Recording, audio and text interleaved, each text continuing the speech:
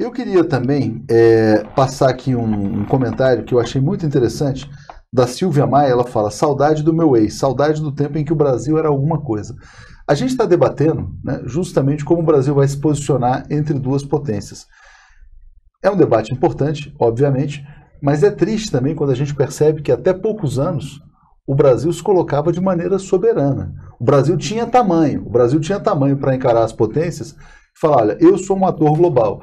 Hoje o Brasil virou um anão. E até volto para a questão inicial da visita do Tillerson, que nem pisar no Brasil veio. Exatamente. Né? O cara vem, ignora o Brasil, que é o país que tem 50% da população da região, que aliás é o mais capacho de todos os países em relação aos Estados Unidos, mas é uma prova da humilhação.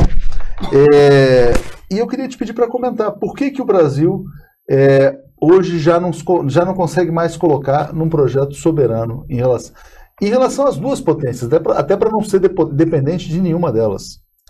É muito curioso a gente olhar um pouquinho atrás na história, né, o que foi a política externa do Brasil nos dois governos do Lula, no governo da Dilma, sobretudo o primeiro governo da Dilma, né, em que o Brasil realmente cresceu, o Brasil passou a ocupar um lugar no mundo que ele nunca tinha ocupado antes. O Brasil virou uma referência internacional, né? Não por acaso, quer dizer, quando foram formados os BRICS, o Brasil teve uma presença ali importante, né? A ideia do Brasil como um líder regional, como uma potência emergente, né? Um país em vias de se tornar um dos grandes do mundo. Naquela época, né, aquelas figuras mais associadas ao governo anterior do Fernando Henrique, aquelas figuras que hoje estão no poder aí novamente, criticavam o governo brasileiro, né, não, estão querendo colocar o Brasil num lugar que o Brasil não tem condições, o Brasil está querendo parecer mais do que é. O Brasil não deve querer subir mais do que o tamanho, do que as suas tamancas. Chegaram um ex-chanceler do Fernando Henrique chegou a dizer isso, né?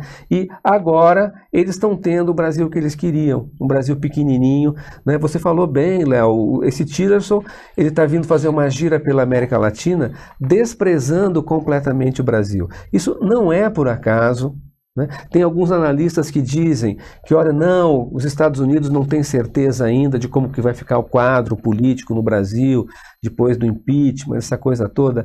Eu discordo, eles não têm essa sutileza, ainda mais essas pessoas toscas que estão ao redor do Trump. É algo muito mais simples.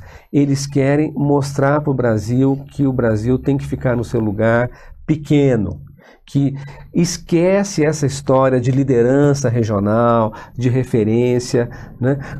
A ofensiva dos Estados Unidos sobre a América Latina não é simplesmente contra a influência chinesa ou contra as forças de esquerda, pelo que as forças de esquerda, os governos progressistas representam. Não é só contra os governos progressistas, é contra o Brasil.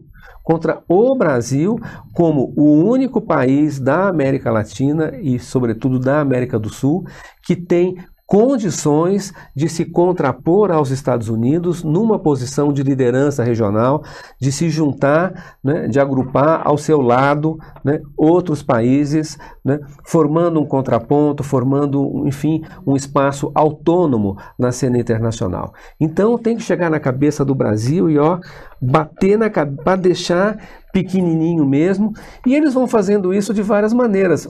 Agora, esses dias estava lendo, né, estamos chegando a um desfecho da venda da Embraer para a Boeing, né, um setor estratégico na economia mundial, setor aeroespacial, uma empresa de excelência, né, que já foi estatal, foi privatizada, perdeu muito nesse processo, mas que, né, ainda formalmente é brasileira, mas já está vendida, né, a Boeing. Adeus, um abraço, já era a Embraer, né, como empresa brasileira.